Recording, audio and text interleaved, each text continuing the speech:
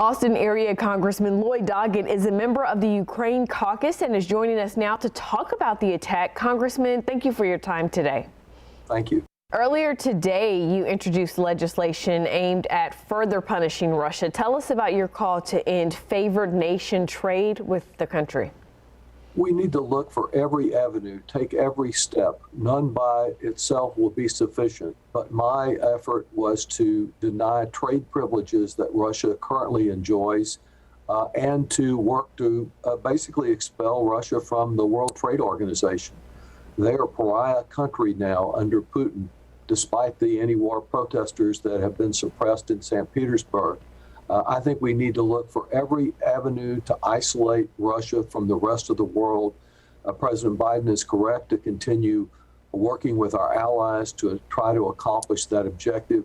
This is just one more method, but to deny them trade privileges, to say what you did was so wrong, and until you get out of Ukraine, you won't enjoy normal economic privileges with the rest of the world.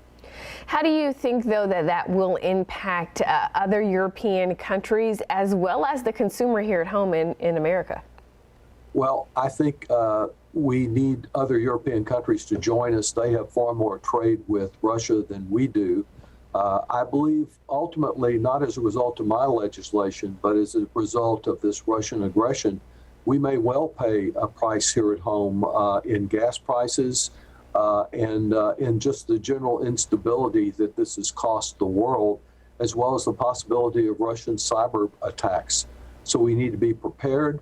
There may be a price to pay for standing up for democracy and the independence of a free democratic country, but it's a price we need to pay. Once Putin gets control here, if we are weak, he will be seeking other places in which to move. Is it strategic, though, to hold some cards to not issue all the sanctions at once so that you can increase as needed?